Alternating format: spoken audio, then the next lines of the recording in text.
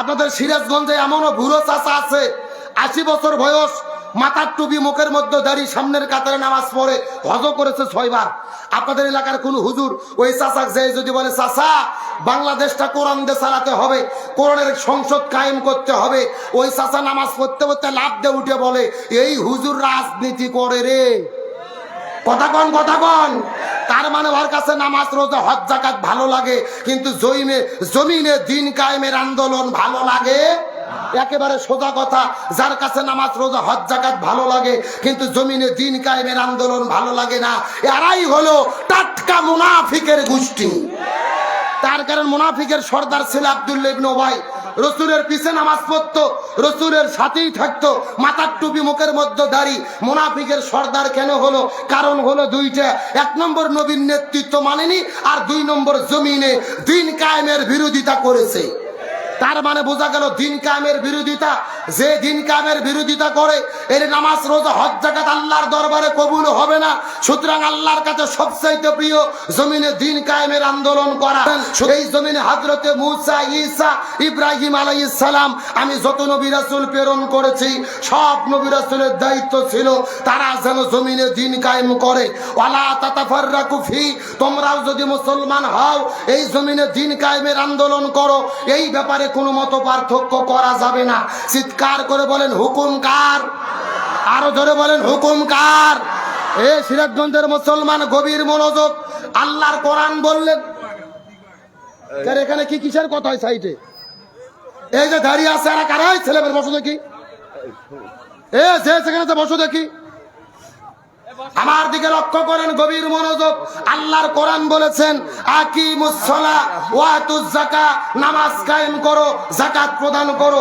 আল্লাহ কোরআনের ৮২ জায়গায় নামাজের কথা বললেন, কিন্তু ওয়ালা তাতাফাররাকু ফি, দলাদলি করা যাবে না এমন কথা কোরআনের কোন জায়গায় আল্লাহ বলেনি।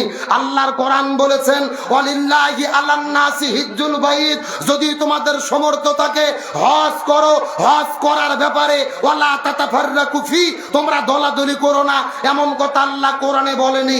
আল্লাহর কোরআন বলেছেন ফাযকুরুনি আযকুরুকুম, তোমরা আমার জিকির করো আমিও তোমাদের জিকির করব, তবে জিকিরের ব্যাপারে ওয়ালা তাতাফাররাকু ফি, তোমরা দলাদলি করো না এমন কথা কোরআনের কোন জায়গায় আল্লাহ বলেনি। কিন্তু আল্লাহর কোরআন বললেন আকিমুদ্দিন, তোমরা দিন কায়েম করো, ওয়ালা তাতাফাররাকু ফি, এই ব্যাপারে কোনো মত পার্থক্য করো না।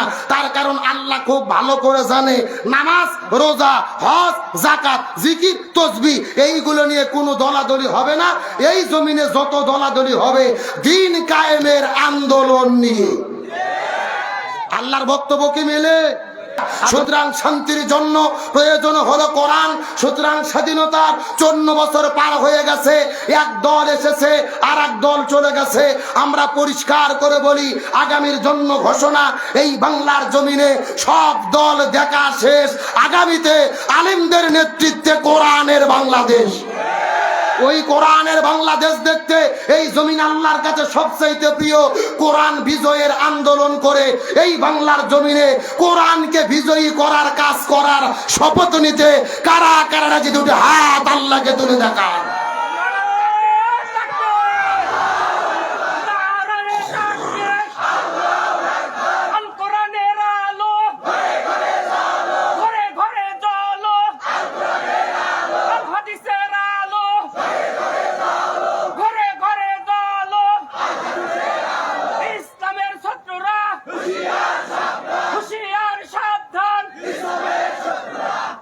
সোজা কথা, এই জমিনে কোরআন ছাড়া কখনোই শান্তি আসতে পারে?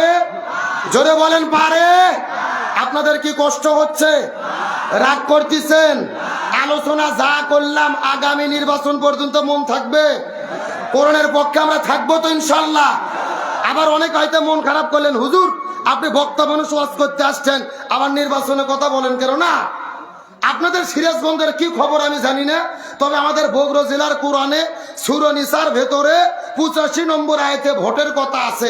আপনাদের সিরাজগঞ্জের জেলার কোরআনে নাও থাকতে পারে, কি মনে হয় আছে? আচ্ছা আল্লাহ কি লেখছে আমি কি বলবো? আল্লাহ বলছেন মাইয়াশফা শাফাআতান হাসানাতান ইয়াকুল্লাহু নাসিবুম মিনহা। আপনি যেই লোককে ভোট দেবেন ওই লোক ভোট পায় ক্ষমতার যাইয়া যদি মসজিদ মাদ্রাসা করে, রাস্তাঘাট করে, ভালো ভালো কাজ করে, এই লোক ভালো কাজ করে যে সওয়াব পাবে, আপনি ওই লোক ভোট দেওয়ার কারণে সমপরিমাণ সওয়াব আল্লাহ আপনার আমুল নামার মধ্যে দিয়ে দেবে। পক্ষান্তরে আপনি যেই লোককে ভোট দেবেন ওই লোক ভোট পায় ক্ষমতার যাইয়া যদি জনগণের চাল ডাল গম চুরি করে খায়, রাস্তার অট বালু সিমেন্ট চুরি করে খায়, এই দেশের টাকা চুরি করে বিদেশে পাচার করে, স্বৈরাচার হাসিনের বেটা সজীবদের জয় নাম শোনেননি? ওই একাই পাচার করছে 26,000 কোটি টাকা। যেরকম সোমান আল্লাহ।